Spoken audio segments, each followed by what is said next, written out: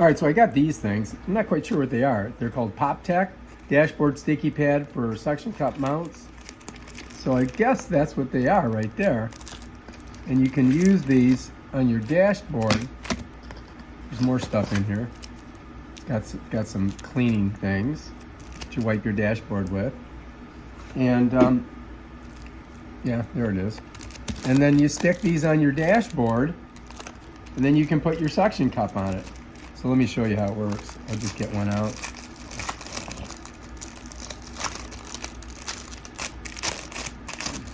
Okay. There's the other one. So you got to pull that off of there.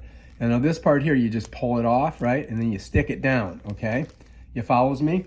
And then you get your suction cup thing, and you just kind of put it on there like that, and push this up, right? And then just come down on it. Bam, now it's stuck on there. So now you got your phone thing on your dashboard. How do you get it off? You gotta push this up, you gotta pull this, and it comes off. Bam, done. So if you guys are looking for something like this, bam, there you go.